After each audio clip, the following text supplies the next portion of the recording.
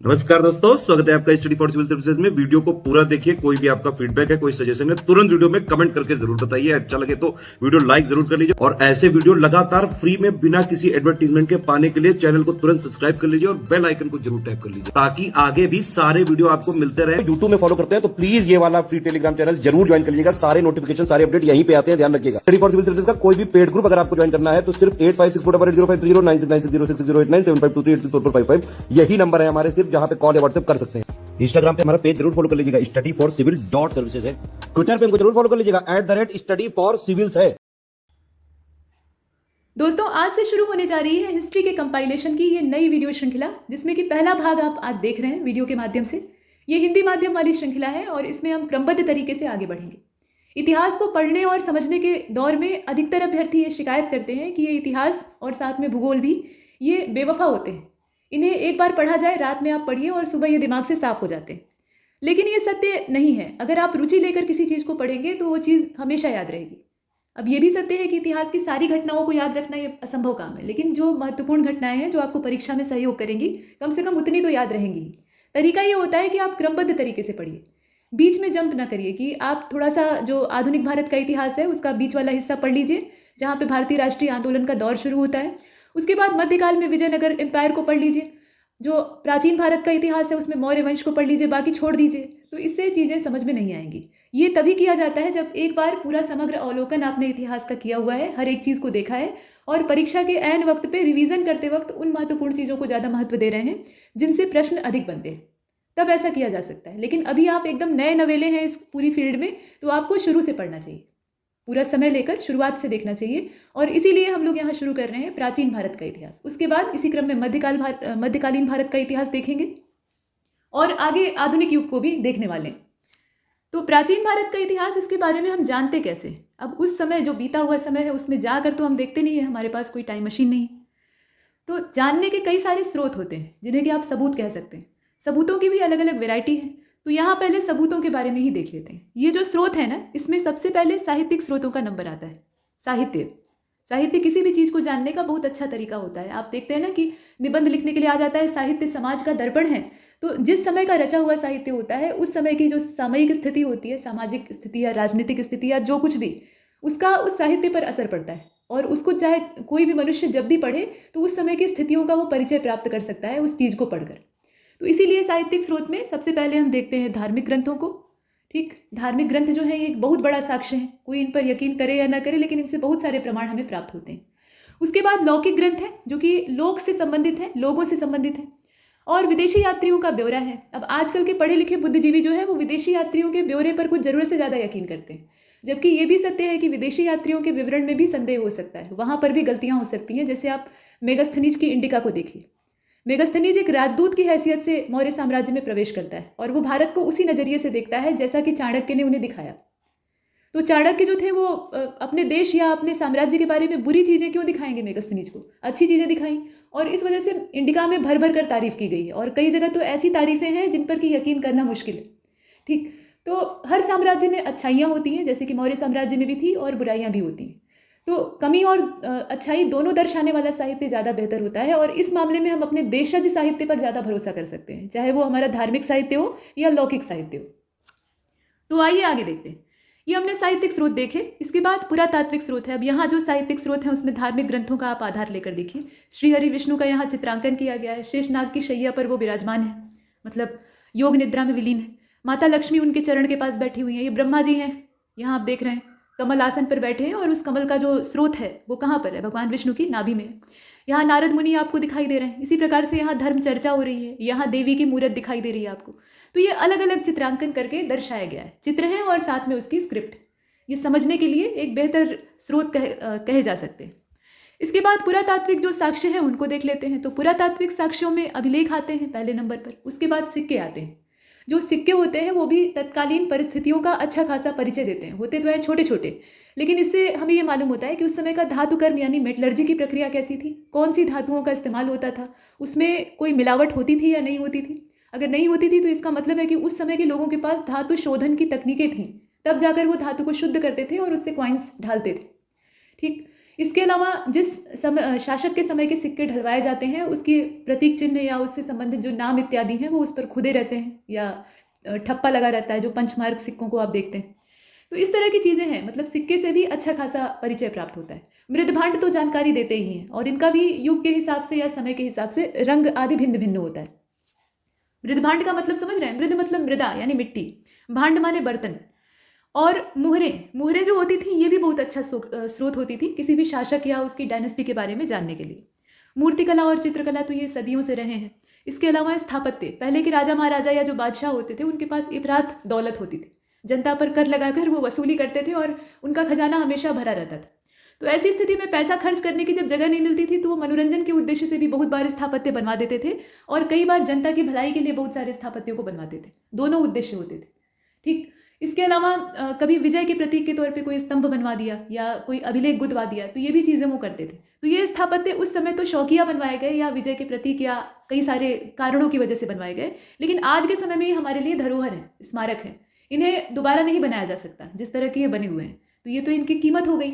उसके अलावा इनसे बहुत कुछ जानने के लिए मिलता है कि उस समय का जो शिल्प था वो कैसा था, उस समय के लोग क्या सोचते थे, ये सब चीज़ें पता लगती। तो ये हमने देखा। अब इसके बाद धार्मिक ग्रंथों वाला जो नंबर है उसको भी देख लेते हैं। तो धार्मिक ग्रंथों में 3 मुख्य रूप से पार्ट हमें दिखाई देते हैं। पहला तो ब्राह्मण साहित्य। ब्राह्मण साहित्य की भी जो फेहरिस्त है वो काफ़ी लंबी है, उसको हम लोग देखेंगे। इसमें वैदिक साहित्य ही है टोटली। इसके अलावा जैन और बौद्ध साहित्य है। अब समस्या ये होती है कि ये जो धार्मिक ग्रंथों वाला पूरा क्रम है जिसमें कि हम ऐतिहासिक साक्ष्य के तौर पर इन तीनों को ही इस्तेमाल करते हैं, इनमें बौद्ध साहित्य और ब्राह्मण साहित्य के बीच में टकराव दिखाई देता है। मतलब दृष्टिकोण का फर्क है गौतम बुद्ध में और जो पहले के मनीषी लोग ग्रंथ रचे थे उनके भी।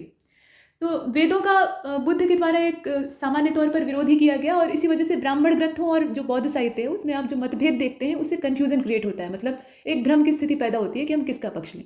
लेकिन इतिहास एक ऐसा विषय होता है और ख़ास तौर पर जिस चीज़ के लिए आप इतिहास को पढ़ रहे हैं, ज्ञान प्राप्ति के लिए नहीं पढ़ रहे हैं, आप सिलेक्शन के लिए पढ़ रहे हैं, तो इसके लिए आपको तटस्थ दृष्टिकोण से ही देखना होगा। आप किसी एक का भी पक्ष नहीं ले सकते। तो ये चीज़ें हैं। फिलहाल इन तीनों को हमने देखा। अच्छा, ब्राह्मण साहित्य जो है इसमें ये तो नाम है सिर्फ, इसके अंदर कौन कौन सी चीज़ें आती हैं ये देखने की आवश्यकता है।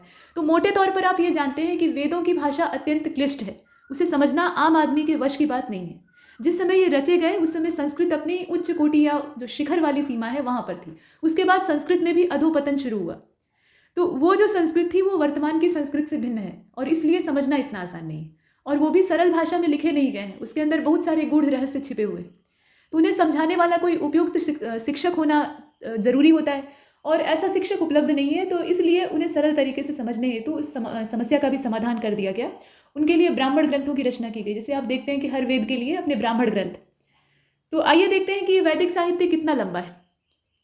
ब्राह्मण ग्रंथों में सबसे पहले तो नंबर आता है वेदों का, क्योंकि यही मूल हैं और इसमें से भी जो शुरुआत के 3 वेद हैं वो बहुत ज़्यादा पुराने हैं। अथर्ववेद तो बहुत बाद में रचा गया और ऐसी मान्यता है कि जब अथर्ववेद को रचा गया अथर्वा ऋषि के द्वारा, तो आम ऋषि समाज या जो वैदिक साहित्य को रचने वाले बड़े बड़े निष्णात लोग थे वो इसे स्वीकार नहीं कर रहे थे, क्योंकि इसमें बहुत सारी मॉडर्न चीज़ों का जो आज के समय में घटित हो रही हैं, जिन्हें कि हम आधुनिकता का प्रतीक मानते हैं, वो उन चीज़ों का उल्लेख किया गया था। और उस समय ये सारी बातें अविश्वसनीय और गंदी मानी जाती थी, मतलब अश्लीलता मानी जाती थी या बुराई मानी जाती थी। तो ऐसे में जो ऋषि समाज था वो इस ग्रंथ का बहिष्कार करने लगता है। तो ये कहा जाता है कि भगवान शिव ने इसे स्वयं मान्यता दी, अथर्ववेद को, और इसमें जितनी भी बातों का वर्णन है वो हमारे आधुनिक समाज में व्याप्त है। तो वेदों में जो कहा गया है वो सत्य है, ऐसा मानना चाहिए। फिलहाल यहाँ आप देख रहे हैं कि वेद है, उसके बाद ब्राह्मण साहित्य है वेदों को सरल ढंग से समझने के लिए, और उसी क्रम में है आरण्यक। मतलब वेदों का सरलीकरण जब किया गया तो उसका एक हिस्सा जंगल में जाकर लिखा गया एकांत की वजह से। मतलब लोगों को एकांत चाहिए था, जो ऋषि लिखते थे उन्हें भी सन्नाटा चाहिए ताकि वो सोच सके, अपनी जो वैचारिकता है उसको पूरे ग्रंथ में उड़ेल सके। तो ऐसी स्थिति में आरण्यक ये अरण्य में लिखे गए और इसीलिए इनका ऐसा नाम है। उपनिषदों की रचना हुई, वेदांगों की रचना हुई, सूत्र रचे गए, अनेकों सूत्र हैं, और महाकाव्य रचे गए। अंत जो इसका होता है ना, उसमें महाकाव्य की श्रृंखलाएं हमें दिखाई देती हैं। और धर्मशास्त्र में आप धर्म सूत्र और स्मृतियों को देखते हैं, जैसे मनुस्मृति है, नारद स्मृति है, तमाम है, और टीकाएं हैं। टीका का कोई अंत नहीं है, टीका तो किसी भी ग्रंथ पर लिखी जा सकती है। तो ये अनगिनत है, यहाँ आप संख्या के चक्कर में अगर पढ़िएगा तो परेशान होइएगा, और संख्या पूछी भी नहीं जाती, टीकाओं की संख्या कम से कम नहीं पूछी जाती है। यहाँ आप जो देख रहे हैं ये सिक्का है और इस पर एक राजा का चित्र है। क्या आप इस राजा को पहचान पा रहे हैं, बताइएगा। और यहाँ आप देख रहे हैं कि कुछ चित्रांकित लिपियाँ हैं। आगे बढ़ते हैं। अगले हिस्से को देखते हैं जहाँ पर ये बताया गया है कि वैदिक साहित्य, अब वेदों से ही शुरू करते हैं क्योंकि वो सबसे प्राचीन है। वैदिक साहित्य के 4 भाग हैं। पहला तो वेद खुद है, और उन्हें समझना जब दुष्कर होने लगा आगे की पीढ़ी के लिए और समझाने वाले योग्य अध्यापक समाप्त होने लगे, तो ऐसे में जो कुछ बचे खुचे बुद्धिजीवी ऋषि महर्षि थे, उन्होंने क्या किया कि इनको सरल करके, इनकी जो चीज़ें हैं उसे सरल करके ब्राह्मण ग्रंथों और आरण्यकों में ढालना शुरू किया, और उसी क्रम में फिर उपनिषद और पुराणों की रचना हुई। तो इसीलिए यहाँ आप देख रहे हैं कि वेद जो है सबसे पहले रचे गए, उसके बाद उनके अलग अलग ब्राह्मण ग्रंथ रचे गए ताकि आम जनजीवन भी उन्हें समझ सके।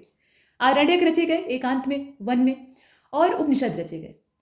तो सर्वप्रथम अथर्ववेद में इतिहास शब्द का उल्लेख मिलता है। अब यहाँ आपने पहले ही अथर्ववेद की चर्चा सुन रखी है, और यहाँ तक कह दिया गया कि इतिहास जो शब्द है ये सिर्फ मात्र शब्द नहीं है बल्कि अथर्ववेद का उपवेद भी है। ऐसे तो हम लोग ये देखते हैं कि इसका कोई खास उपवेद नहीं दिखाई देता, लेकिन इतिहास जो है ये इसका उपवेद माना जाता है। और कौटिल्य ने इसे प्रमाणित कर दिया। उन्होंने कहा कि राजा को प्रतिदिन कुछ समय इतिहास श्रवण में लगाना चाहिए, क्योंकि इतिहास को सुनकर या इतिहास को पढ़कर वो नई चीज़ें सीखेगा, राजनीति के दांवपेच सीखेगा, राजसी परंपराओं के बारे में परिचय प्राप्त करेगा, क्योंकि बीते हुए ज़माने में भी वही चीज़ें थी। मानव सभ्यता कोई आज की तो है नहीं, तो अपने पुरखों से प्रेरणा लेने का एक अच्छा तरीका है इतिहास। तो यहाँ इसे आप देख सकते हैं। और E.H. कैर के अनुसार यहाँ कहा गया कि जो इतिहास है वो अतीत और वर्तमान के बीच में अनवरत संवाद है। जो वर्तमान है उसमें रह रहे लोग अतीत के बारे में परिचय प्राप्त करना चाहते हैं, तो वो इतिहास के पन्ने पलटते हैं। ये इसका कहने का मतलब। और ब्यूरी नाम के जो इतिहासकार हैं उनका ऐसा कहना है कि इतिहास विज्ञान है, न कम न ज़्यादा। उन्होंने अंग्रेजी में कहा है, इसीलिए यहाँ जो अंग्रेजी उच्चारण है वो भी दे रखा है कि history is science, nothing less nothing more. तो इतिहास को विज्ञान कहना भी गलत नहीं है। हालांकि विज्ञान में हम ये देखते हैं कि जो तर्क हम करते हैं उसे प्रमाणित करना होता है, मतलब प्रैक्टिकल एक महत्वपूर्ण स्थान विज्ञान में रखता है। बिना प्रायोगिक तौर पर किसी चीज़ को परखे हम स्वीकार नहीं करते हैं। इतिहास में वैसी चीज़ें दिखाई नहीं देती। हालांकि साक्ष्य हम लोग भी यूज़ करते हैं, मतलब इतिहास में साक्ष्य का इस्तेमाल किया जाता है। अभी ढेर सारे साक्ष्यों का या सबूतों का ब्यौरा आपने पीछे देखा है, लेकिन उसका भी कोई बहुत ज़्यादा ठोस प्रमाण नहीं है। वो सब सिर्फ कहानियाँ या एक सबूत के तौर पर हैं, लेकिन उसके बहुत सारे अर्थ हो सकते हैं। तो यहाँ इनका ऐसा मानना था कि ये विज्ञान से न तो कम है और न उससे ज़्यादा है। और भी कहा गया, बर्नी ने इतिहास को विज्ञानों की रानी कहा। और अबुल फजल के हिसाब से इतिहास एक चिकित्सालय है, यानी हॉस्पिटल है, जहाँ व्यक्ति अपने दुखों की दवा पाता है और उदासी का इलाज करता है। तो ये तो बात सही है। देखिए यहाँ जो कुछ मध्यकालीन इतिहासकार हैं उनके जो कथन है, जैसे बर्नी का कथन है, अबुल फजल का कथन है, तो अबुल फजल ने ठीक कहा है, इतिहास एक चिकित्सालय है, मतलब एक मानसिक अस्पताल इसे कहा जा सकता है। ये मानसिक खुराक हमें देता है। अगर हमें किसी समस्या का सामना करना पड़े या किसी बड़ी मुसीबत में उलझ जाएं, तो अगर कोई हमारा साथ देने वाला व्यक्ति नहीं है या हमें सांत्वना देने वाला व्यक्ति नहीं है, तो ऐसे में हम इतिहास का ही सहारा लेते हैं, धर्म ग्रंथों का सहारा लेते हैं, बीती हुई चीज़ों को पढ़ते हैं और देखते हैं कि ये चीज़ें बहुत से लोगों के साथ घटित हो चुकी, और इससे हमें संतोष मिलता है कि ये हमारे साथ अकेले नहीं हो रहा है, इससे पहले बहुत से लोगों के साथ हो चुका है। तो इस तरीके से इतिहास हमें एक मानसिक संबल देता है। ठीक है, आगे बढ़ते हैं। इतिहास की महत्ता को देखते हुए कलिंगवुड ने कहा था कि हम एक ऐसे युग की दहलीज पर खड़े हैं जिसमें दुनिया के लिए इतिहास उतना ही महत्वपूर्ण होगा जितना कि 1600 से लेकर 1900 जो शताब्दी थी उसके बीच में प्राकृतिक विज्ञान था। उस समय हमने विज्ञान के पीछे अंधाधुंध दौड़ लगाई, लेकिन आगे की पीढ़ी जो है वो इतिहास को उतनी ही रुचि के साथ पढ़ेगी। ये इनका कहने का मतलब था। आगे बढ़ते हैं, अभी बहुत सारी चीज़ें इसमें शेष है। पुरातात्विक सामग्री इतिहास की सर्वश्रेष्ठ कसौटी है, तो वो तो है ही है। पुरातात्विक सामग्री के आधार पे ही हम इतनी सारी बातों को कह पाते हैं। और ये कथन राहुल संकृत्यायन जी का है। अथा तो घुमक्कड़ जिज्ञासा, घुमक्कड़ी प्रवृत्ति इनकी थी, और घूम घूम कर इन्होंने बहुत सारा इतिहास अपने दिमाग में संकलित किया था। और सर्वप्रथम रोमन सम्राट थे ऑगस्टस, उन्होंने इतिहास और इतिहासकारों पर सेंसरशिप लगा दिया था। मतलब सेंसर उस जमाने में भी होते थे। तो ये भी एक ऐतिहासिक चीज़ है जो कि आपको यहाँ जानने के लिए मिल रही। यही काम मध्यकाल में औरंगजेब के द्वारा किया गया। उसने इतिहास लेखन पर पाबंदी लगा दी। इतिहास को तलवार बंदूक से भी अधिक कारगर हथियार माना जाता है। अगर इतिहास को आप अपने तरीके से ट्विस्ट कर पाए, मतलब जो साहित्य जिस समय रचा जा रहा है उस समय अगर आपने कंट्रोल कर लिया उस पर अपना पूरा नियंत्रण करके उसे अपने मन माफिक लिखवा लिया, तो आने वाली पीढ़ी आप ही को याद रखेगी। मतलब इतिहास में अमर होने का ये जरिया था। तो जो सक्षम है वो ऐसा करने से चूकेगा नहीं। आज भी लोग करते हैं और उस समय भी लोग करते थे, इतिहास को मनमाने तरीके से ट्विस्ट करना, ताकि आने वाला समय उन्हें पूजे। तो ये हमने देखा, और उनके बारे में कोई गलत चीज़ें ना जाने। जम्बू द्वीप, इंडिया, हिंदुस्तान और इंतु, ये हमारे देश यानी भारत के विविध नाम हैं। तो अपने देश को विदेशियों ने अलग अलग नामों से संबोधित किया, लेकिन हम हैं तो भारत ही। और इस पर अच्छी खासी बहस उठी कि भारत शब्द का ही क्यों नहीं इस्तेमाल किया जाता है, क्यों इंडिया कहा जाता है। तो अब ये परिवर्तित हो जाए तो अच्छा है, लेकिन फिलहाल तो है। और आप देखिए कि विदेशी जो है वो सर्वप्रथम सिंधु तटवासियों के संपर्क में आए और इसलिए उन्होंने पूरे देश को ही सिंधु या इंडस के नाम से पुकारा।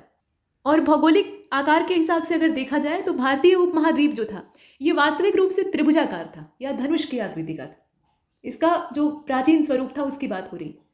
और वराह मिहिर की जो बृहद संहिता है उसमें इन्होंने इसे कूर्म की आकृति का यानी कछुए के आकार का कहा है और पुराणों में इसे धनु आकृति यानी धनुष की आकृति का कहा गया है। जबकि दिग्ग निकाय जो है इसमें छकड़े की भांति, छकड़ा जो है ये पुराने समय की बैलगाड़ी की शक्ल का होता था, वाहन होता था, तो इसकी भांति का बताया गया है। जबकि महाभारत में समभुजाकार त्रिभुज की भांति बताया गया है। समभुजाकार त्रिभुज का मतलब समझ रहे हैं, जिसमें तीनों भुजाएं जो है वो बराबर है, मतलब समबाहु त्रिभुज की बात हो रही। तो ये अलग अलग धर्म ग्रंथों या अलग अलग जो यहाँ धार्मिक साहित्य है उसका साक्ष्य लिया गया है। पुराणों में भुवन कोश के अध्याय के अंतर्गत ये कहा गया है कि भारत का भूगोल, इसमें पूरा ब्यौरा दिया गया है। मतलब कहा जा रहा है कि भारत के भूगोल का वर्णन मिलता है तो कोई ऐसा वैसा भूगोल यहाँ पे वर्णित नहीं है, बल्कि एक एक चौहद्दी और एक एक आकृति का वर्णन किया गया है। और ये किसी एक पुराण में नहीं, जो 18 महापुराण है उनमें ये पूरा बिखरा हुआ है। मतलब ये पूरा नॉलेज जो है ये अलग अलग पुराणों में अलग अलग स्थानों पर मिलता है। पूरी पृथ्वी की आकृति, पृथ्वी की उत्पत्ति का सिद्धांत, भारतवर्ष की उत्पत्ति का सिद्धांत और भारतवर्ष की पूरी चौहद्दी, जैसे आप विष्णु पुराण में देखते हैं। मतलब हिमालय जो है वो उत्तर में है और समुद्र दक्षिण दिशा में है, जिसे रत्नाकर उस समय कहा जाता था। तो उसका पूरा ज्ञान उस समय के लोगों को भी था, जबकि उस जमाने में गूगल मैप नहीं हुआ करते थे या मैपिंग की कोई ऐसी प्रामाणिक विधि नहीं थी, लेकिन उसके बावजूद उन्होंने जाना। तो हमारा प्राच्य ज्ञान बहुत ज़्यादा उन्नत था और उसी के आधार पर ये ग्रंथ रचे गए हैं, तो इस पर हमें यकीन करना चाहिए। इसके बाद आप देखिए कि पुराणों में पृथ्वी को कमल का स्वरूप स्वीकारा गया है और पुराणों के अनुसार भारतवर्ष नाम पड़ने से पहले ये जो देश था ये अजनाब या हेमत वर्ष के नाम से विख्यात। ठीक, आगे बढ़ते हैं। भारत प्रशस्ति का उल्लेख पुराणों में मिलता है और इसमें वर्णित है कि भारत भूमि कर्म भूमि है और स्वर्ग जो है वो भोग भूमि है। मतलब भारतवर्ष में आकर कर्म करें और उसके बाद उन्हीं कर्मों के परिणाम स्वरूप स्वर्ग गमन करें, ऐसा यहाँ पर सिद्धांत दिया हुआ है। भारत का वर्णन the epitome of the world के रूप में भी किया गया है और स्मिथ ने भारत को एथनोलॉजिकल म्यूजियम करके संबोधित किया है। तो ये बहुत सारे जो महिमा मंडित नाम है अंग्रेजी और हिंदी में, इन्हें आप देख रहे हैं। कुल मिलाकर भारतवर्ष की महिमा ये प्राचीन काल से ही स्थापित है, हम किसी परिचय के मोहताज नहीं। भारतवर्ष अर्थात भरतों का देश, भरत कबीले के लोगों का देश। और भरत कौन थे ये आप जानते हैं, दुष्यंत और शकुंतला के पुत्र थे। राजा भरत जो कि शेर के मुंह में हाथ डाल के और उनके दांत गिन लेते थे, इतने बहादुर थे। तो उन्हीं के वंश के आधार पे ये भारतवर्ष जो है ये बसा हुआ है। मतलब पहले एक छोटी बस्ती, उसके बाद पूरा साम्राज्य और फिर पूरा एक राष्ट्र। भरत नामक एक प्राचीन राजवंश के नाम पर इस देश को भारतवर्ष कहा गया और भरत भारत के पहले चक्रवर्ती सम्राट थे। हालांकि राजा दुष्यंत जो थे वो भी एक प्रतापी राजा थे, लेकिन चक्रवर्ती राजा और प्रतापी राजा में फर्क है। चक्रवर्ती राजा वो होता है जिसका दबदबा पूरा इलाका माने, इलाका का मतलब पूरा राष्ट्र माने। और चक्रवर्ती सम्राट की परिभाषा यहाँ देखिए, अभी परिभाषा पर चर्चा की गई तो परिभाषा आ गई। चक्रवर्ती सम्राट की परिभाषा कौटिल्य के अर्थशास्त्र में प्राप्त होती है। अर्थशास्त्र ये पढ़ने में तो लगता है कि कोई आर्थिक ग्रंथ होगा जिसमें अर्थव्यवस्था का वर्णन होगा, लेकिन यहाँ पर राजनीति का बहुत उल्लेखनीय वर्णन प्राप्त होता है। और ये कहा जा सकता है कि प्राचीन भारत के इतिहास में पूरा अगर हम खंगाल डालें तो राजनीति का सबसे बेजोड़ ग्रंथ जो है वो अर्थशास्त्र है। अब यहाँ कौटिल्य ने कहा था कि हिमालय से लेकर समुद्र तक 1000 योजन के विस्तार वाला भाग चक्रवर्ती राजा का शासन क्षेत्र होता था। ये 1000 योजन जो आप देख रहे हैं ना, योजन जो है ये लंबाई को नापने का एक प्राचीन मात्रक है। हनुमान चालीसा जब आप पढ़ते हैं तो उसमें देखते हैं जुग सहस्त्र योजन पर भानु, मतलब सहस्त्र युग, और योजन जो है, योजन का मतलब यहाँ पे दूरी के मात्रक के तौर पे है। उतनी दूरी पर सूर्य जो है वो पृथ्वी से स्थित है। तो तुलसीदास जी ने भी सूर्य और पृथ्वी के बीच की दूरी नाप ली थी, वो आपको उस हनुमान चालीसा के अंतर्गत दिखाई देता है। तो इस तरह की बहुत सी चीज़ें जो वैज्ञानिक चीज़ें हैं वो हमारे धार्मिक ग्रंथों या धार्मिक रचनाओं में परिलक्षित होते हैं। तो ये गौरव की बात है। तो आप देख लीजिए कि इतना बड़ा क्षेत्र हिमालय से लेकर समुद्र तक, यानी हिमालय है एकदम उत्तर में और वहाँ से कश्मीर से लेकर आप कन्याकुमारी कह लीजिए आज के समय में, वहाँ तक जिसका शासन फैला हो उसको कहेंगे चक्रवर्ती सम्राट। तो ये हमने देखा। यूनानियों के द्वारा इस देश को इंडिया कह के पुकारा गया और वो नाम अभी भी हमारे साथ चिपका हुआ है। सबसे पहले इंडिया नाम का प्रयोग 5वीं-6वीं शताब्दी ईसा पूर्व में इतिहास के पिता के नाम से विख्यात हेरोडोटस के द्वारा किया गया और यूनानियों ने देश को अच्छा खासा शिकार बनाया। तदुपरांत इंडिया शब्द का प्रयोग मेगस्थनीज ने भी किया। महत्वपूर्ण है कि हेरोडोटस द्वारा वर्णित इंडिया से केवल सिंधु तथा उसके डेल्टाई क्षेत्र का ही बोध होता है। सिंधु और उसकी सहयोगी नदियां और उसका पूरा डेल्टा प्रदेश, सिर्फ उतने ही क्षेत्र को उसने इंडिया कहा था। लेकिन जो मेगस्थनीज था वो अंदर तक आया था, वो सिंधु नदी वाले क्षेत्र तक तो सीमित था नहीं, वो मगध तक आया था। आप जानते ही हैं चंद्रगुप्त मौर्य का साम्राज्य। तो ऐसे में उसने पूरे क्षेत्र को, मतलब इंडिया से संपूर्ण जो भारतीय उपमहाद्वीप है उसको पहचाना। मतलब उसका कहने का तात्पर्य था कि इंडिया वो क्षेत्र है जिसमें कि पूरा भारतीय उपमहाद्वीप जो है वो आता है। भारतीय उपमहाद्वीप का मतलब आधुनिक भारत ही नहीं, उसके साथ आसपास के जितने भी द्वीपीय क्षेत्र हैं वो भी।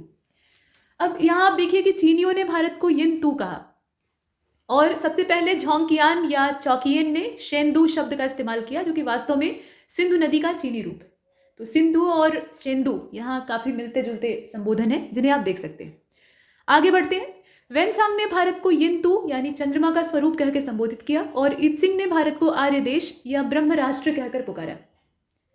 ठीक, तो यहाँ आप देख रहे हैं अलग अलग नामों से संबोधित किया गया है। यहाँ से कभी कभी प्रश्न फुटकर बन जाते हैं कि कौन सा संबोधन किसके द्वारा दिया गया। खारवेल के हाथी गुम्फा अभिलेख देखिए, ये अभिलेख बहुत ज़्यादा महत्वपूर्ण है, इसके बारे में अच्छी खासी जानकारी आपके पास होनी चाहिए। फिलहाल यहाँ ये बताया गया है कि सबसे पहले प्राकृत भाषा में भरदवस का मतलब है भारतवर्ष, ये बिगड़ा हुआ शब्द है। जो लोग संस्कृत का उच्चारण नहीं कर पाते थे वो संस्कृत को जब बोलने की कोशिश करते थे तो वो अपभ्रंशित हो जाती थी, मतलब उसकी टांग टूट जाती थी, एकदम तोड़ फोड़ डालते थे बोलने की कोशिश में। और ऐसे में जो टूटी फूटी भाषा ईजाद हुई उसी को कहा गया प्राकृत।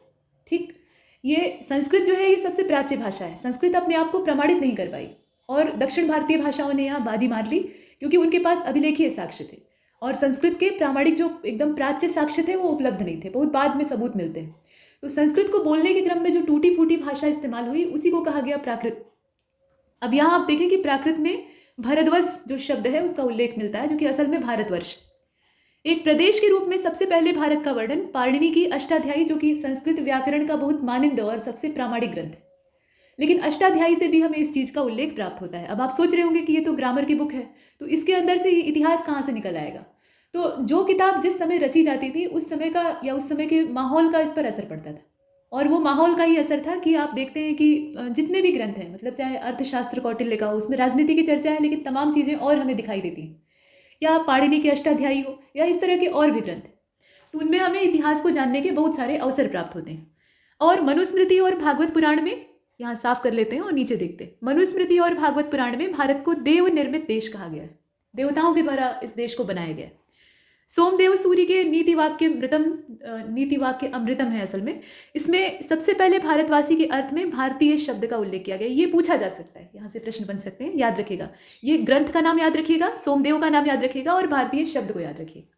इसके बाद आगे बढ़ते हैं। अभी अथर्ववेद की चर्चा की गई और उसमें यह बताया गया कि गांधार, मुजवत, महावृष, बालिक, मगध, अंग, अष्टचक्र, अयोध्या और वरुणावती, जो कि बाद में वाराणसी कहा गया और उसी को हम कहने लगे काशी, इसका उल्लेख प्राप्त हुआ है। वरुणावती याद रखिएगा, ये वाराणसी का बहुत पुराना वाला नाम है जो कि अथर्ववेद में वर्णित है। और भारत में प्राचीनतम ऐतिहासिक खगोलविद आर्यभट्ट थे, यहाँ पर ये भट्ट नहीं होगा, भट्ट होगा। और सर्वप्रथम इन्होंने ही बताया कि पृथ्वी गोल है।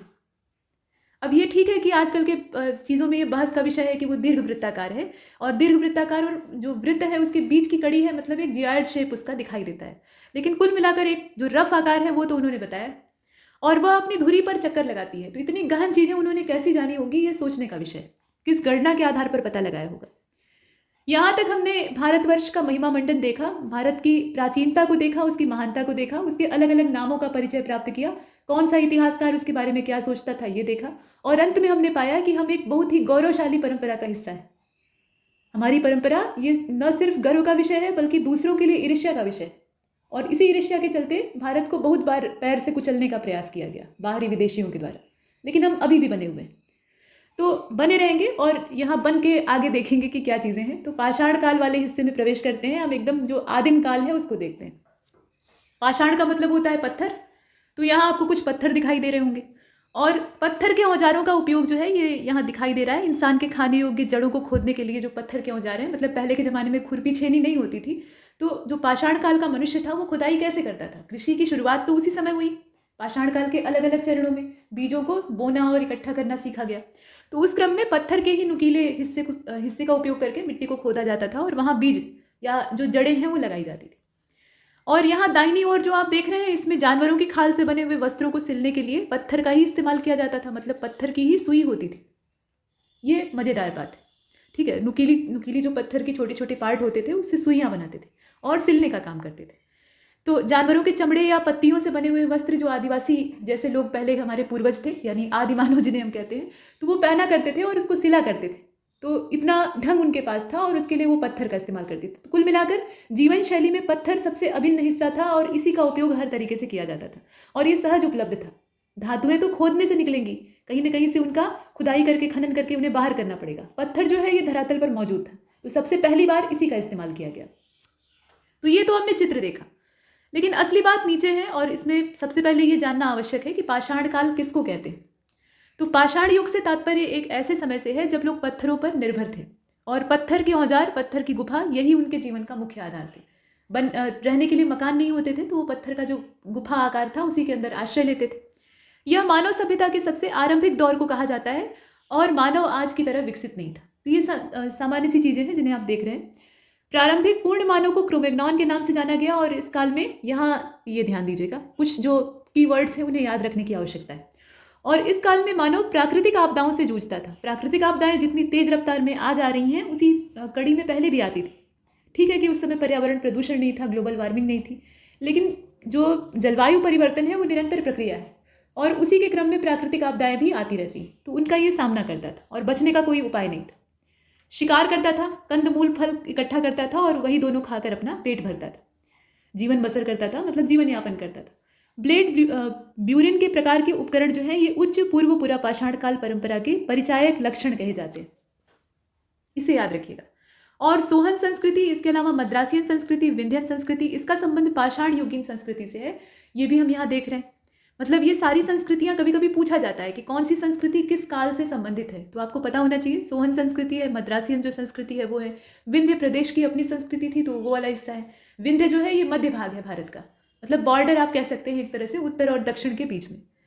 अब इसके बाद आगे की चीज़ें ये हैं कि भारतीय प्रागैतिहास को, यानी जो पुराना इतिहास है, उसको सबसे पहले उद्घाटित करने का यानी उजागर करने का जो श्रेय है वो डॉक्टर प्राइम रोज को दिया जाता है। इनका नाम भी काफ़ी अच्छा है, प्राइम रोज। और इन्होंने 1842 में, आप देख सकते हैं कि इतिहास के नज़रिए से अगर देखा जाए तो ये बहुत ज़्यादा पीछे का समय नहीं है, पुराना तो ही है लेकिन इतना भी पुराना नहीं है। फिलहाल 1842 में कर्नाटक के रायचूर जिले से लिंगसूर नाम के स्थान से नवपाषाणकालीन स्थल, पूरा पाषाण काल का वो भी नहीं, नवपाषाणकालीन स्थल से प्रागैतिहासिक औजार प्राप्त किए और यही पहली शुरुआत थी। यहाँ से आगाज होता है और आज हम बहुत आगे निकल चुके हैं। प्रागैतिहासिक काल के अंतर्गत पाषाणकालीन सभ्यता आज आद्य इतिहास के अंतर्गत सिंधु घाटी की सभ्यता और वैदिक सभ्यता आती है, जबकि 6वीं शताब्दी ईसा पूर्व से ऐतिहासिक काल का आरंभ होता है। कुछ लोगों में ये कन्फ्यूजन होता है कि ऐतिहासिक काल कब से कब तक के समय को कहा जाए, तो जो 6वीं शताब्दी ईसा पूर्व का दौर था, सामाजिक जीवन था, वहाँ से हम ऐतिहासिक काल को शुरू हुआ मानते हैं। और सबसे पहले 1863 में भारत में पाषाणकालीन सभ्यता पर अनुसंधान शुरू हुआ। प्रागैतिहासिक अध्ययन का विषय निरक्षर समाजों का इतिहास है। तो निरक्षर का मतलब यह है कि उन्हें अक्षर ज्ञान नहीं था, वो सिर्फ जीना सीख रहे थे। 1816 में टॉमसन ने पाषाण काल, कांस्य काल और लौह काल का त्रिवर्गीय विभाजन किया। ये जो विभाजन है ये त्रिवर्गीय विभाजन कहा जाता है। तो त्रिवर्गीय विभाजन के अंतर्गत कौन कौन सी चीज़ें हैं? पाषाण काल है, कांस्य काल है जब कांस्य का इस्तेमाल होता था, साथ में पत्थर भी यूज होते थे, और लोहे का उपयोग करना मनुष्य ने सीखा। इस समय कृषि कार्य जो है बहुत तेजी से बढ़ते हैं क्योंकि लोहा ज़्यादा स्थायी होता है और उससे बहुत सारी अच्छी चीज़ें की जा सकती हैं, मतलब यंत्रों का निर्माण इत्यादि किया जा सकता है। तो ये त्रिवर्गीय विभाजन टॉमसन के द्वारा किया गया था 1816 में।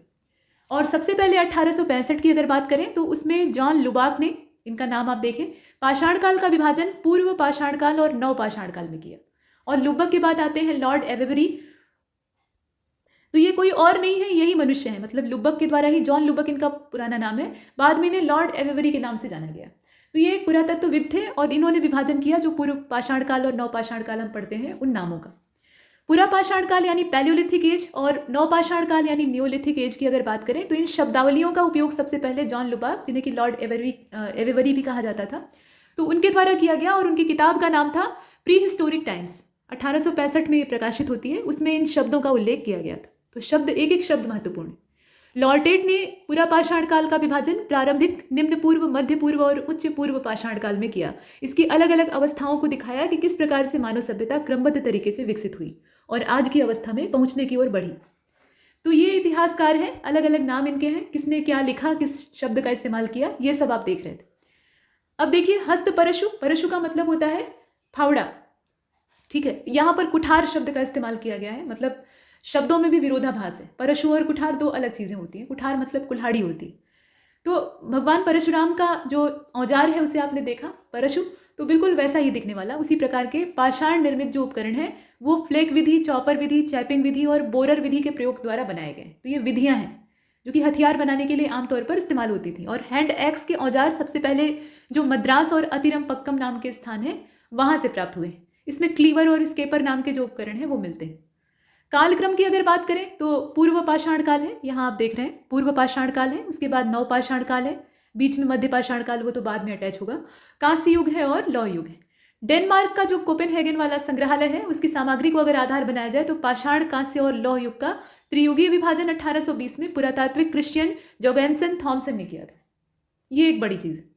आगे बढ़ते हैं। भारतीय पुरातत्व वेत्ता थे वीएस वाकंकर। अभी हम लोग विदेशियों के बारे में चर्चा कर रहे थे। अपने देश से किसने सबसे पहला प्रयास किया था, तो ये वाकंकर थे। इन्होंने पहली बार भीमबेटका की गुफा को देखा था और वहाँ के शैल चित्रों के प्रागैतिहासिक महत्व को पहचाना था।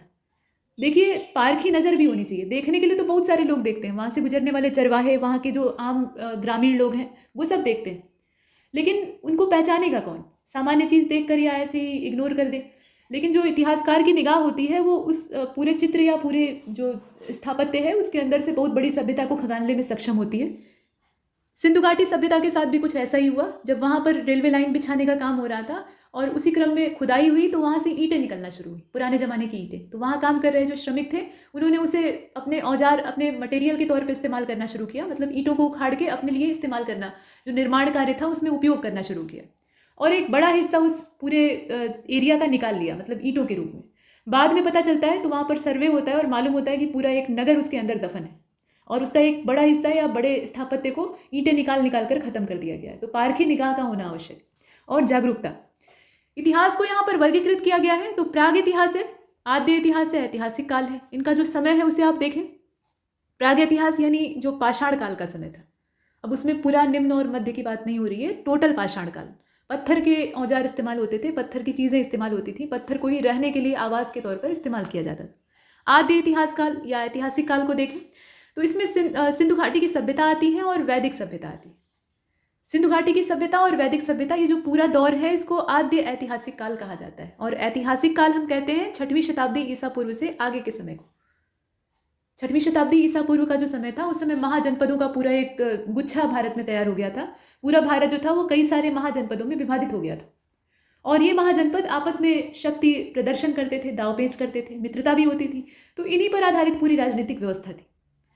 शुरुआत में अगर हम देखते हैं तो काशी महाजनपद जो है वो बहुत ज़्यादा शक्तिशाली होता है, लेकिन बाद में धीरे धीरे जैसे जैसे समय बीतता है तो 4वीं शताब्दी ईसा पूर्व का जो अंतिम दौर रहता है वहाँ से फिर जरासंध और इस तरह के जो बृहद्रथ वंशीय राजा होते हैं वो मगध की कीर्ति को ऊपर ले जाते हैं। तो मगध साम्राज्य बहुत शक्तिशाली महाजनपद के तौर पर उभरता है और वो सब पर हावी हो जाता है। तो ये चीज़ें हम आगे खैर देखेंगे। अभी यहाँ पर पहले वर्गीकरण देख लेते हैं। तो निम्न पूर्व पाषाण युग को उपकरणों के आधार पर 2 भागों में विभाजित किया गया है। पहला जो है वो चॉपर चॉपिंग या पेबल संस्कृति के तौर पर कहा जाता है। पेबल का मतलब कंकड़ होता है। और एशुलियन जो संस्कृति है जिसे कि हैंड एक्स और क्लीवर संस्कृति के तौर पर देखा जाता है वो भी है। अब चॉपर चॉपिंग सबसे पहले ये सोहन नदी घाटी से प्राप्त हुए थे, इसलिए इसे सोहन संस्कृति भी कहा जाता है। और एशुलियन संस्कृति को हैंड एक्स संस्कृति के नाम से जानते हैं। हैंड एक्स को 28 सितंबर 1864 को प्रोफेसर किंग ने मद्रास का जो वनदुरै नाम का स्थान है और अतिरमपक्कम है, मतलब ये 2 जगहें हैं, यहाँ से प्राप्त किया था। 1864 की बात है और प्रोफेसर किंग के द्वारा इसे प्राप्त किया गया था। हैंड एक्स सबसे पहले मद्रास से पाया गया, मतलब हाथ से इस्तेमाल की जाने वाली कुल्हाड़ी जो कि काफ़ी भद्दे आकार में थी, मतलब ऐसा नहीं कि सुडौल उसको गढ़ा गया हो। और इसीलिए चूंकि ये हैंड एक्स सबसे पहले मद्रास में प्राप्त हुई थी तो इसे मद्रास या मद्रासी संस्कृति भी कहा जाता है। इस संस्कृति में क्लीवर, स्क्रैपर और क्रोड भी प्राप्त होते हैं। सिर्फ एक्स ही नहीं मिली थी, उसके अलावा और भी चीज़ें प्राप्त हुई थी। भारत में प्रागैतिहास के जनक भूतत्व सर्वेक्षक यानी जियोलॉजिस्ट रॉबर्ट ब्रूस फुट थे। इनका नाम आपने बहुत सुना होगा। उपकरण के आधार पर अगर देखा जाए, मतलब उपकरण में कौन कौन सी चीज़ें हैं, तो रॉबर्ट ब्रूस फुट के द्वारा 13 मई 1863 की तारीख में मद्रास का जो पल्लवरम नाम का स्थान था वहाँ से पाषाण युग के पहले उपकरण को पाया गया जो कि क्वार्टजाइट मतलब स्फटिक पत्थर का बना हुआ था। स्फटिक एक पारदर्शी और चमकीला पत्थर होता है जो कि आमतौर पर हीरे के उपरत्न के तौर पर इस्तेमाल किया जाता है। ठीक है, ज्योतिषीय महत्व के आधार पर मन को शांति देता है। और वैसे अगर देखा जाए तो ये काफ़ी कठोर होता है, ठीक वैसे ही जैसे हीरा। हालांकि हीरे जितनी हार्डनेस नहीं होती है, तो कठोर होने की वजह से इसके और भी कई सारे इस्तेमाल होते हैं क्रिस्टल इत्यादि बनाने में। यहाँ आपने देखा ये उपकरण जो था ये स्फटिक पत्थर का बना हुआ था। बेलन नदी की घाटी यानी टोन्स की सहायक है बेलन नदी। पहली चीज़, आप बेलन घाटी पढ़ते हैं तो आपके दिमाग में ये प्रश्न उठता है कि ये बेलन क्या चीज़ है। बेलन जो है ये टोन्स की ट्रिब्यूटरी है यानी उसकी सहयोगी। उत्तर प्रदेश के सोनभद्र जिले से निकलकर मिर्जापुर जिले से होते हुए इलाहाबाद जिले में टोन्स से जाकर ये मिल जाती है बेलन। इसका उद्गम कहाँ से होता है? सोनभद्र से होता है, सीमावर्ती जिला। और वहाँ से ये मिर्जापुर में जाती है, मिर्जापुर से फिर इलाहाबाद, और इलाहाबाद से फिर जाकर वो मतलब इलाहाबाद जिले में ही वो टोन्स में जाकर मिल जाती है। यह घाटी क्षेत्र मतलब नदी जहाँ जहाँ से गुजरती है उसका जो पूरा दायरा है, बेसिन एरिया है, यहाँ पुरातात्विक खोज के लिए काफ़ी सारे साक्ष्य हमें प्राप्त होते हैं। मतलब बहुत कुछ यहाँ से मिलता है। आपने कई जगहों के नाम देखे होंगे। और इस घाटी को प्रागैतिहासिक या भारतीय प्रागैतिहासिक जो पूरा दौर था उसकी टेक्स्ट बुक भी कहा जाता है, जिससे कि हमें बेसिक जानकारियाँ प्राप्त होती हैं। उपकरणों के अतिरिक्त बेलन का जो लोहंदा नाला क्षेत्र है, मतलब बेलन घाटी क्षेत्र का जो लोहंदा नाला क्षेत्र है, यहाँ पर इस काल की अस्थि निर्मित मातृदेवी की प्रतिमा प्राप्त हुई है और ये कौशाम्बी संग्रहालय में, मतलब कौशाम्बी संग्रहालय में सुरक्षित है। इन उपकरणों का निर्माण क्वार्टजाइट पत्थरों से किया गया है। मतलब जो कुछ भी प्रतिमा इत्यादि मिले हैं, इसके अलावा सिर्फ प्रतिमा ही नहीं मिली, वहाँ से बहुत सारे और भी औजार प्राप्त हुए। तो उनका निर्माण कैसे किया गया है? ये क्वार्टजाइट पत्थरों से बने हुए। और सिहावल जो कि मध्य प्रदेश का है, यहाँ पे निम्न पूर्व पाषाण संस्कृति का एक पुरास्थल मौजूद है और संघाओ गुफा ये निम्न पूरा पाषाण काल से संबंधित है। तो इस तरह की फुटकर जानकारियाँ जो कि वन लाइनर फैक्ट कही जाती हैं वो आप यहाँ देख रहे हैं। इसके बाद पैलियोलिथिक एज को देख लेते हैं। तो वर्तमान में राजस्थान के नागौर जिले में, ये देखिए यहाँ नागौर जिले की बात हो रही है, जिसमें स्थित सिंधी तालाब से केवल पूर्व पुरापाषाणकालीन सामग्री के स्तर प्राप्त होते हैं। और पूर्व पुरापाषाणकालीन जो सामग्री है इसके बारे में प्रश्न बनते हैं तो आप नागौर जिले को याद रखेंगे, उसमें भी सिंधी तालाब। पुरापाषाणकालीन स्थल समस्त भारत में प्राप्त होते हैं। जो पुरापाषाणकालीन स्थान है जहाँ से हमें विभिन्न सबूत प्राप्त होते रहते हैं, ये पूरे भारत में विद्यमान है। बहुत से इसमें से खोज लिए गए हैं और बहुत से अभी खोजने बाकी हैं। ये सही है, मिट्टी के अंदर अभी बहुत से राज दफन है। पुरापाषाणकालीन सभ्यता या पुरापाषाणकालीन स्थल गंगा और सिंधु के कछारों में सबसे ज़्यादा संख्या में मिलते हैं। तो मानव बस्तियाँ वहीं होंगी जहाँ पर जीवन के लिए अनुकूल परिस्थितियाँ होंगी, और ऐसी अनुकूल परिस्थितियाँ नदियों के तट यानी जो नदी घाटियाँ होती हैं वहाँ ज़्यादा प्राप्त होती हैं। तो सभ्यताओं का संकेंद्रण भी इसी एरिया में ज़्यादा होता है। अब इसके बाद आप देखें कि पुरापाषाणकालीन स्थल मारवाड़ और मेवाड़ से प्राप्त हुए हैं। दक्षिण भारत में पलवाय जो क्षेत्र है यानी आंध्र का, उतनूर है आंध्र का, पिकलीहल है, ब्रह्मगिरी है, मस्की है, यहाँ से राख के टीले प्राप्त हुए हैं। तो इस तरह के महत्वपूर्ण साक्ष्य हमें अलग अलग स्थानों से मिले हुए हैं, ये हमने देखा। इसके बाद आगे बढ़ते हैं। यहाँ डोलमेंस शब्द का उल्लेख किया गया है। इस तरह के जो अनोखे शब्द हैं इनके अर्थ पूछ लिए जाते हैं कि यह शब्द जो है ये किस अर्थ में इस्तेमाल होता था। तो डोलमेंस शब्द जो होता था ये गड़े हुए मुर्दों पर निर्मित समाधियों को कहा जाता था। मतलब ये एक तरह से समाधियाँ ही होती थी, तो इन्हें कहा जाता था डोलमेंस। याद रखिएगा। आगे बढ़ते हैं। पुरापाषाणकालीन मानव का जीवन पूरी तरह से प्राकृत, मतलब प्राकृतिक आधार पर ही वो जीता था। आज की तरह से आधुनिकता से ग्रस्त मनुष्य नहीं था और इसीलिए स्वस्थ भी रहता था। आमतौर पर व्याधियाँ नहीं होती थी और होती थी तो सीधा सीधा धराशायी हो जाता था।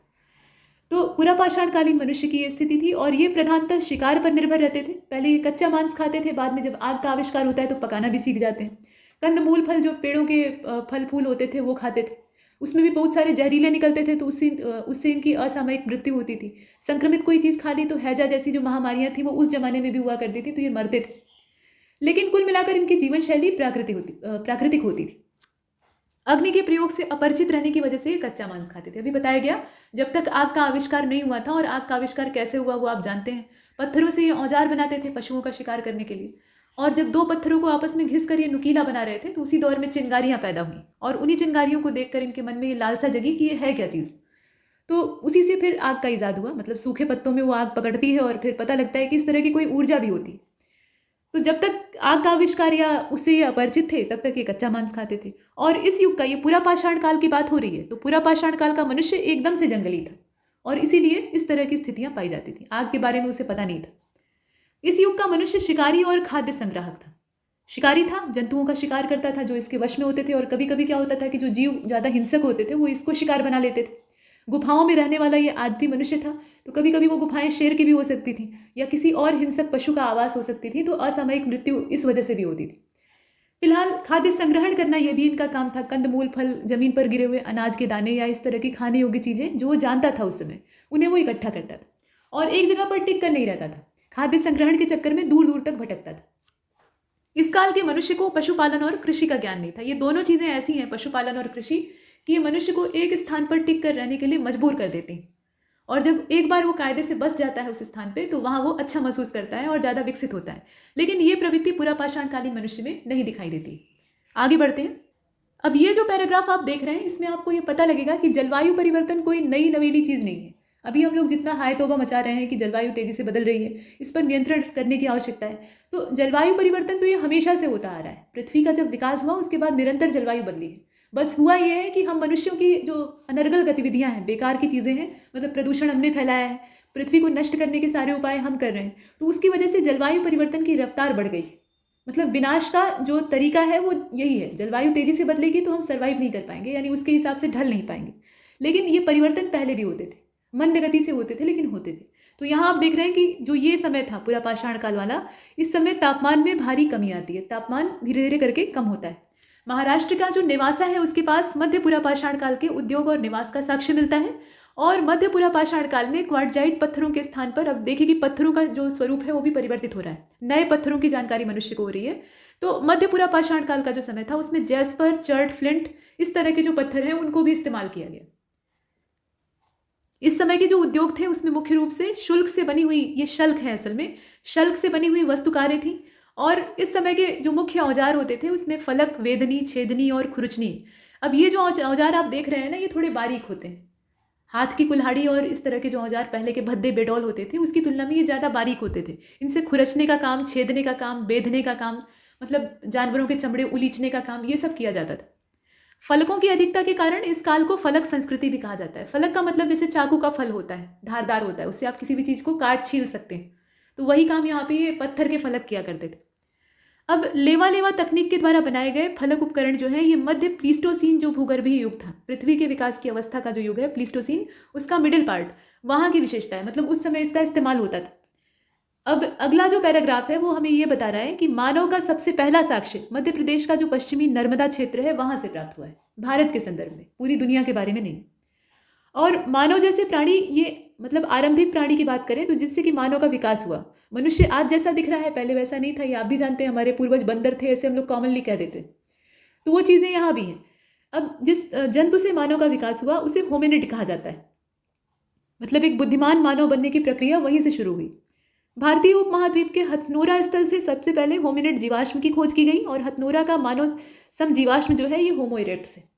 तो ये अलग अलग नामों से संबोधित किए गए और इसी विकास के क्रम में आज का जो मनुष्य विकसित हुआ वो होमो सेपियंस है, ये हमने देखा। और मनुष्य के विकास और मनुष्य के मस्तिष्क के विकसित होने की अपनी एक सीमा है, वो हमेशा लगातार विकसित नहीं हो सकता।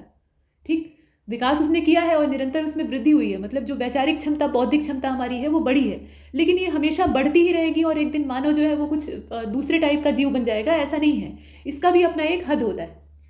अब यहाँ आप देखें कि इसकी खोज जो है ये 1982 में की गई थी और बलूचिस्तान जो कि पाकिस्तान में स्थित है, यहाँ पर स्थित एक पुरातत्व स्थल है जो कि मेहरगढ़ है, मतलब मेहरगढ़ के नाम से जाना जाता है। इसका नाम आपने वैसे भी सुना है।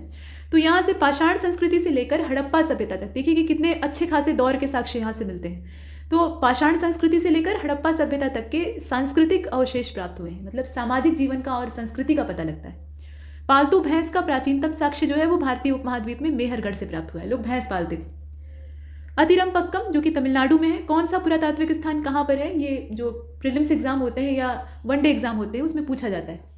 तो अतिरमपक्कम ये तमिलनाडु में स्थित है और पूरा पाषाणकालीन स्थल के तौर पे इसे देखा जाता है। यहाँ पर एशुलियन औजारों के साथ साथ पशुपद चिन्ह मिले हुए हैं, मतलब पशुपद चिन्ह का एक समुच्चय वाला साक्ष्य मिलता है, मतलब एक पशु नहीं, ढेर सारे पशुओं का पूरा रेवड़ यानी झुंड।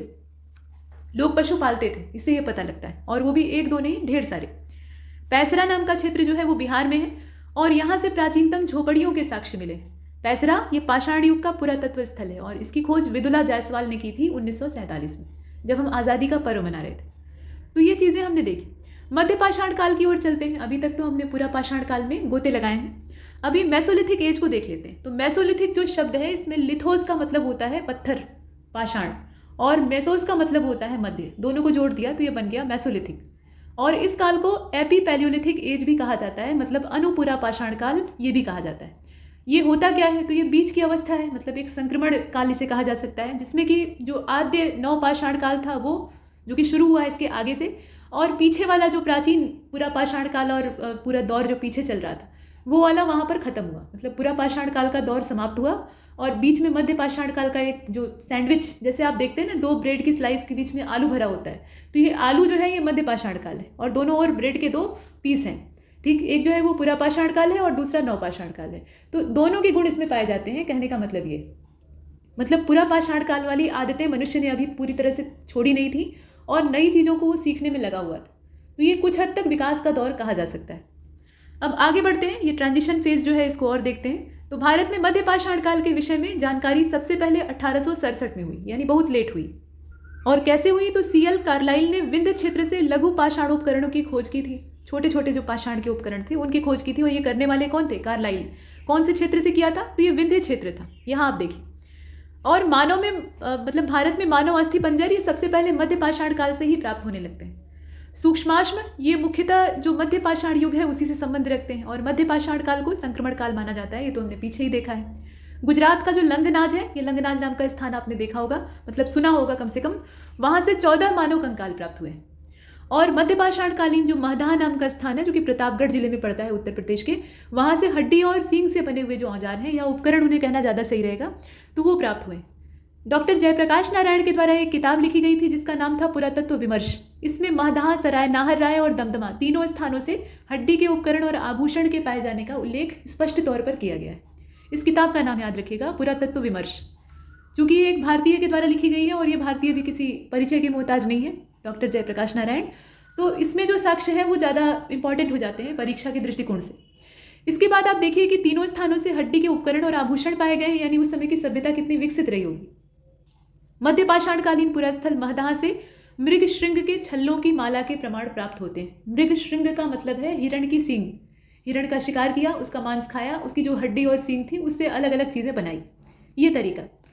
तो यहाँ जो हिरण की सींग थी उससे छल्ले बनाए गए और छल्ले से फिर माला तैयार की गई और उसको लोग पहनते थे, शक्ति का प्रतीक माना जाता था। दमदमा में 41 मानव शवाधान मिले हैं, यानी मानव शवों को दफनाने के साक्ष्य प्राप्त हुए हैं। और दमदमा उत्तर प्रदेश के प्रतापगढ़ जिले में एक मध्य पाषाणकालीन स्थल है। ये याद रखिएगा कि कौन सा किस काल से संबंध रखता है।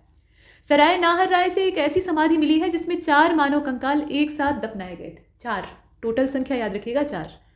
प्रतापगढ़ उत्तर प्रदेश में स्थित मध्य पाषाणकालीन स्थल दमदमा से हाथी दांत का लटकन प्राप्त हुआ है और हड्डियों से बने हुए अनेक प्रकार के औजार प्राप्त हुए। 1-2 नहीं, बहुतायत है, मतलब पूरी भरमार। तो ये सब संग्रहालय में सुरक्षित करके रखे हुए हैं। ये हमने देखा। आगे बढ़ते हैं। पशुपालन की शुरुआत मध्य पाषाण काल में होती है और पशुपालन के साक्ष्य भारत में आदमगढ़ यानी होशंगाबाद मध्य प्रदेश वाला जो इलाका है वहाँ पर, बागोर जो कि भीलवाड़ा राजस्थान में है, वहाँ से ये प्राप्त हुए हैं, मतलब पशुपालन के साक्ष्य वहाँ से मिले। मध्य प्रदेश का जो रायसेन जिला है वहाँ पर स्थित भीमबेटका, ये प्रागैतिहासिक शैल गुफा आश्रय के तौर पर देखा जाता है। यहाँ की दीवारों पर जो चित्रकारी है वो अपने आप में एक श्रेष्ठ और कीर्तिमान माना जा सकता है। बागोर ये भारत का सबसे बड़ा मध्य पाषाणकालीन आवासीय क्षेत्र है। ये याद रखिएगा, ऐसी चीज़ें पूछी जाती हैं, सबसे बड़ा सबसे छोटा। तो मध्य पाषाणकालीन ये वास क्षेत्र है, यहाँ मानव रहा करता था। बागोर आप देख सकते हैं, ये राजस्थान में स्थित है। अभी पीछे हमने इसकी लोकेशन देखी थी। यहाँ पर बैल, इसके अलावा भेड़, बकरी, सुअर, ये सब जो जंतु हैं ये पाले जाते थे। ये पालतू जीव हैं, तो इनका पालन यहाँ किया जाता था और इनसे जो पशु उत्पाद प्राप्त होते थे उसका मनुष्य इस्तेमाल करता था। करीब 5000 ईसा पूर्व से ही पालतू पशु के रूप में जो साक्ष्य हैं वो मिलने लगते हैं। मतलब 5000 ईसा पूर्व का जो समय था वहीं से हम लोग पशु पालना शुरू कर देते हैं। और वैसे भी वैदिक काल में आप देखेंगे तो गौ पालन की बहुत चर्चा है, ठीक है। तो ऐसी चीज़ें ये पहले से हो रही थी, साक्ष्य चाहे जब से मिले। और यहाँ 1968 से लेकर 1970 तक की बात करें तो उसमें VN मिश्रा ने उत्खनन कार्य करवाया था। तो ये बागोर है, इसे आप याद रखेंगे। इसके बाद अब महदाह को देख लेते हैं, यानी ये पट्टी वाला क्षेत्र है प्रतापगढ़ का। ये मध्य पाषाणकालीन स्थल है और यहाँ से एक स्लाटर हाउस यानी बूचड़ खाना जो है उसका साक्ष्य मिला है, जहाँ पशुओं को हलाल किया जाता था। नव पाषाण काल की ओर बढ़ते हैं। यहाँ नियोलिथिक एज में ले मेजुरायर के द्वारा 1860 में उत्तर प्रदेश का जो प्रयागराज है वहाँ पे टोन्स नदी घाटी, जो कि सभ्यताओं का पूरा संकेंद्रण रही है, वहाँ से पॉलिश वाले सेल्ट प्राप्त किए गए। और मध्य पाषाण काल की खोज घिसाईदार, चोंचदार, पालिशदार औजारों के उपयोग से दिखाई देती। हथियारों का जो स्वरूप था वो धीरे धीरे करके परिष्कृत होने लगता है। जैसे हथियार पुराना मनुष्य इस्तेमाल करता था यानी पूरा पाषाण काल वाला, वैसे हथियार नव पाषाण काल में नहीं मिलते हैं। हथियारों की बनावट में सुधार आने लगता है। तो वो चीज़ें आप देख रहे हैं। वर्तमान काल में 8000 से लेकर, माफ़ कीजिएगा, 80,000 से लेकर 1 लाख वर्ष पुराने, मतलब बहुत पुराने, इतने पुराने आधुनिक मनुष्य के अवशेष ये बोर्नेओ की जो गुफा है वहाँ से प्राप्त हुए। तो ये एक बाहरी चीज़ है जिसे कि आप याद रखेंगे। अब यहाँ पे महगढ़ा नाम का क्षेत्र है, ये नवपाषाण कालीन स्थल के तौर पे या नवपाषाण कालीन साइट के तौर पे देखा जाता है। तो ये विंध्य क्षेत्र में स्थित है, यानी भारत का मध्य भाग, और ये यमुना नदी के किनारे इलाहाबाद के दक्षिण में लगभग, यहाँ पूरे इलाहाबाद जिले की बात नहीं हो रही है, इलाहाबाद शहर की बात हो रही है, तो वहाँ से ये 70 किलोमीटर की दूरी पर स्थित है। और ये महदहा है, यहाँ पर जो उच्चारण है वो इसका गलत है। तो ये हमने देखा, और राग के टीलों के बारे में तो हमने पीछे देखा ही है, यहाँ पे ये संशोधन कर लीजिएगा, ये महदहा है। यहाँ आपने देखा कि नवपाषाण कालीन जो संस्कृति थी उस जमाने के राग के टीले ये दक्षिण भारत के अलग अलग स्थानों से प्राप्त हुए।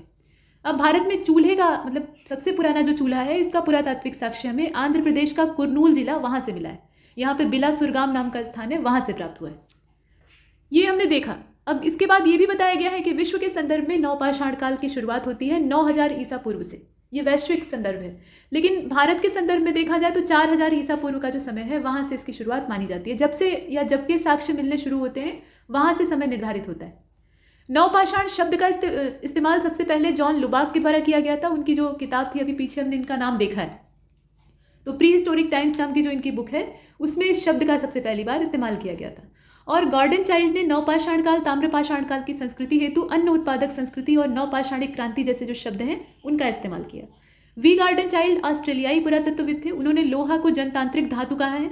बसुली, छेनी, छेद वाला गोल पत्थर ये नवपाषाण काल या नवपाषाण युग से संबंधित है। मेहरगढ़ जो है ये उत्तर पश्चिम क्षेत्र में, यहाँ आप देख रहे हैं मेहरगढ़ जो है ये उत्तर पश्चिम क्षेत्र में आखेट संग्राहक से पशुपालन और स्थायी कृषि के रूप में रूपांतरण के विभिन्न चरणों का प्राचीनतम और स्पष्ट पाषाणिक साक्ष्य प्रस्तुत करता है। एल्जिन दंपति ये पति पत्नी थे तथा बीके थापर, इन्होंने उत्तर भारत की नवपाषाणिक संस्कृति के उद्भव में चीन की नवपाषाण काल की संस्कृतियों का प्रभाव स्वीकार किया है। सबसे पहले खाद्यान्नों का उत्पादन, यहाँ आप देखिए, सबसे पहले खाद्यान्नों का उत्पादन नवपाषाण काल में शुरू होता है, कृषि का कार्य शुरू होता है। और इसी समय में गेहूं की खेती आरंभ हुई थी। गेहूं काफ़ी प्राचीन अनाज। नवीनतम खोजों के आधार पर भारतीय उपमहाद्वीप में सबसे पुराने कृषि के साक्ष्य वाला जो स्थान है वो संत कबीर नगर जिले में लहुरा देव नाम का जगह है, जो कि यूपी में पड़ता है। संत कबीर नगर ये तो बाद में नाम रखा गया, इसका पुराना नाम मगहर था। कबीरदास जी अंतिम समय जब उनका आता है बुढ़ापा, तो वो इस मान्यता को ध्वस्त करने के लिए मगहर में जाकर बस जाते हैं कि यहाँ पर मरने वाला व्यक्ति जो है वो नर्क में नहीं जाता है। नहीं तो ऐसी मान्यता थी कि काशी में मरे तो स्वर्ग में जाएंगे और मगहर में मरे तो नर्क भी नसीब नहीं होगा, मतलब बहुत बुरी गत होगी। तो कबीरदास जी जो थे वो जात पात और इस तरह की जो ढकोसलापंथी थी इसका विरोध करते थे, तो वो ये सिद्ध करने के लिए वहाँ चले जाते हैं। तो मगहर नाम की जगह है, बाद में उन्हीं के नाम पे संत कबीर नगर जिला कर दिया गया। तो यहाँ पे लहुरा देव नाम का स्थान है, वहाँ से प्राप्त हुआ है सबसे पुराना कृषि का साक्ष्य। इसके बाद आप देखिए यहाँ से 9000 ईसा पूर्व से लेकर 7000 ईसा पूर्व के बीच के चावल के साक्ष्य भी प्राप्त हुए, मतलब चावल की खेती यानी धान की खेती भी होती थी। इस नवीनतम खोज से पूर्व भारतीय उपमहाद्वीप का प्राचीनतम कृषि साक्ष्य वाला जो स्थल है वो मेहरगढ़ है। मतलब ये जो नई खोज हुई है ये अभी लेटेस्ट है, तो पूछा जा सकता है इससे, लेकिन इससे पहले हम मानते थे कि मेहरगढ़ जो है यहाँ से सबसे पुराने कृषि के साक्ष्य प्राप्त हुए हैं। तो ये नई जानकारी है, इसको याद रखिएगा। इसके बाद देखिए प्राचीनतम चावल के साक्ष्य वाला जो सबसे पुराना स्थान है वो कोलडेवा है, जो कि प्रयागराज में है। तो ये हमने देखा। हाल ही में दक्षिण एशिया में बलूचिस्तान में सबसे पुरानी गेहूं जौ की खेती का प्रमाण मिला है। तो बलूचिस्तान चूंकि अपने देश का हिस्सा नहीं है, इसलिए ये बाहर वाली संस्कृतियों में सबसे पुराना माना जाता है। चीन की यांगजी नदी की जो घाटी क्षेत्र है वहाँ पे 7000 ईसा पूर्व में चावल उगाया जाता था, ऐसा माना जाता है। और मक्का का सबसे पहला साक्ष्य मैक्सिको से प्राप्त हुआ है।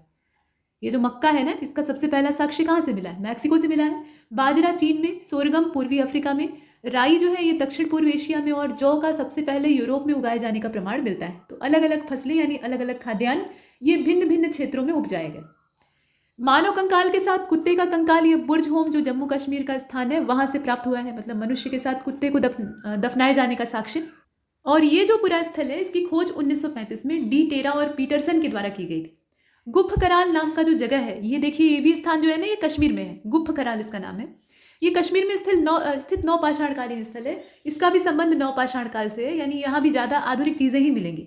तो गुफ कराल का मतलब होता है कुलाल, अर्थात कुम्हार की गुफा। कुराल या कुलाल जो शब्द है ये कुम्हार के लिए इस्तेमाल होता है, ठीक। तो ये हमने देखा।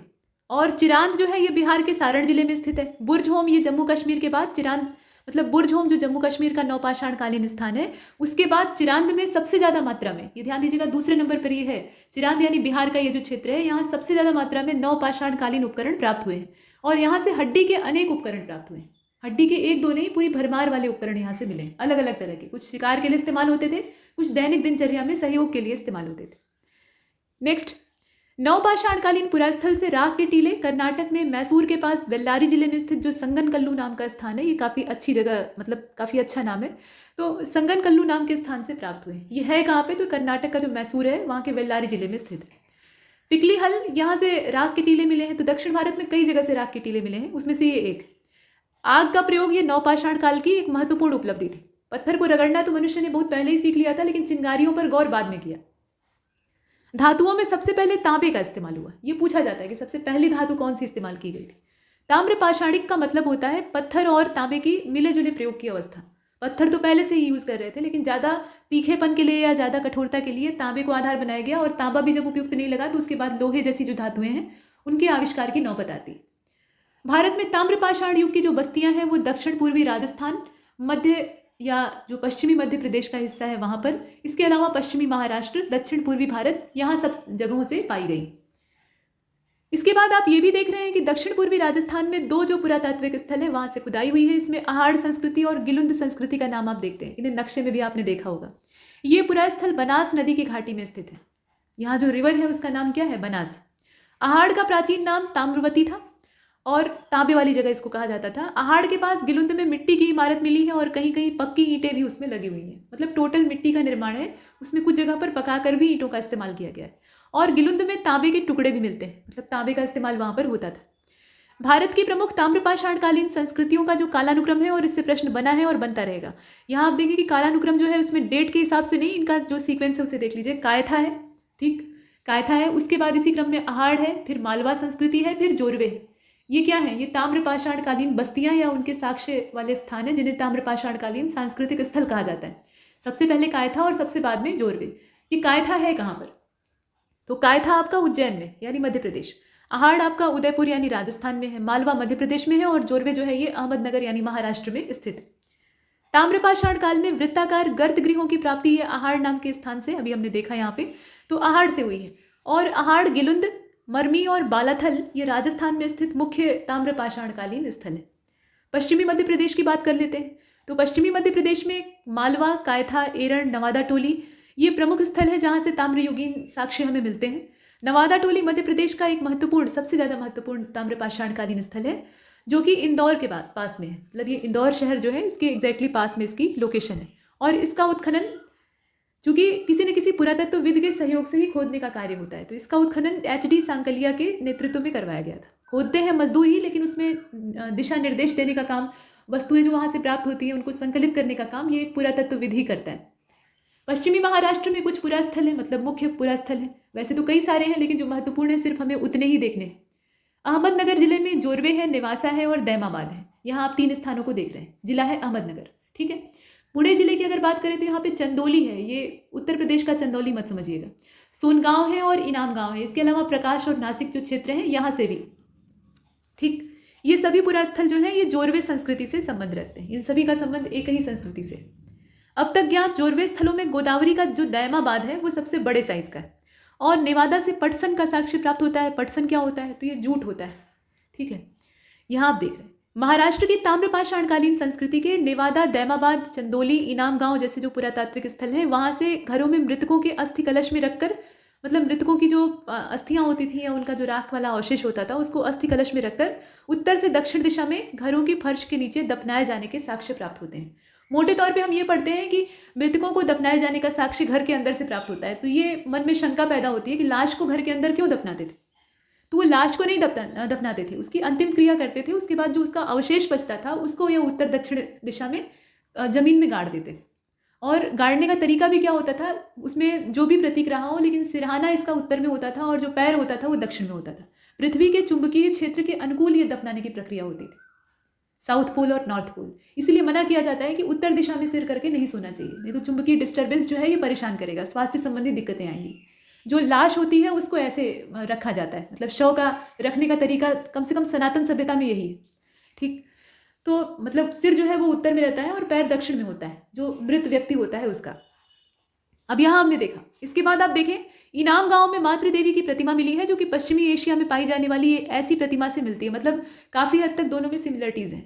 तो बाहरी सभ्यताओं के साथ भी हमारे जो संबंध हैं वो पहले से ही दिखाई देते हैं। मालवा और राजस्थान में गरुड़ शैली की बनी हुई जो मिट्टी है, मतलब मिट्टी की मूर्तियां हैं। यहाँ गरुड़ शैली ये स्थापत्य की शैली का नाम है। तो इसमें बनी हुई जो मिट्टी की मूर्तियां हैं उसमें वृषभ की मूर्तियां हैं, मतलब बैल की मूर्तियां, और ये सूचित करती हैं कि वृषभ जो है वो धार्मिक पंथ का प्रतीक था। वृष का मतलब यहाँ पे सांड से है, ठीक। और महाराष्ट्र में मृतक को उत्तर दक्षिण दिशा में रखा जाता था, किंतु दक्षिण भारत में पूर्व पश्चिम दिशा में रखा जाता था। लेकिन जो सही तरीका है वो उत्तर दक्षिण दिशा में रखने का ही है, मतलब ज़्यादातर स्थानों पर यही दिखाई देता है। अब ये अपने हिसाब से गढ़ी गई जो संस्कृतियां हैं उसमें दिखता है अलग अलग दिशाओं में। इसके बाद दक्षिण भारत में ब्रह्मगिरी, पिकलीहल, संगनकल्लू, मस्की, हल्लूर आदि से ताम्रपाषाण युगीन जो बस्तियां हैं उसके साक्ष्य प्राप्त हुए हैं। और भारत में सबसे पहले 1861 में अलेक्जेंडर कनिंघम ने पुरातत्व सर्वेक्षक के रूप में काम करना शुरू किया, मतलब उन्हें एक पुरातत्व सर्वेक्षक की हैसियत से अंग्रेजों के द्वारा अपॉइंट किया गया। और 1871 में यहाँ आप देखिए इनका जो समय है काम करने का, अलेक्जेंडर कनिंघम ने कई सारे महत्वपूर्ण काम किए। तो 1871 में पुरातत्व सर्वेक्षण को सरकार के एक विभाग के रूप में गठित किया गया। और लॉर्ड कर्जन के समय में, कर्जन को हम लोग कोसते हैं कि बंगाल का विभाजन किया, भारत में फूट डाली, तो वो बात तो सही है, उसमें कोई संदेह नहीं है। और कर्जन तो सिर्फ एक हथकंडा था, ये अंग्रेजी जो ब्रिटिश गवर्नमेंट थी उसकी मानसिकता थी, मतलब ये क्राउन की मंशा थी, ठीक। तो कर्जन के समय में इसे भारतीय पुरातत्व सर्वेक्षण के रूप में केंद्रीकृत करके जॉन मार्शल को इसका पहला महानिदेशक बनाया गया। और इन्हीं लोगों के सौजन्य से आगे जो उत्खनन का काम है वो होता रहा। तो यहाँ तक हमने इतिहास के कुछ पन्नों को पलटा है। अभी बहुत सारे पृष्ठ शेष हैं और ये वीडियो श्रृंखला भी अभी खींचने वाली है लंबी, तो हमारे साथ बने रहिए। और इसमें इतना ही, तब तक के लिए नमस्कार।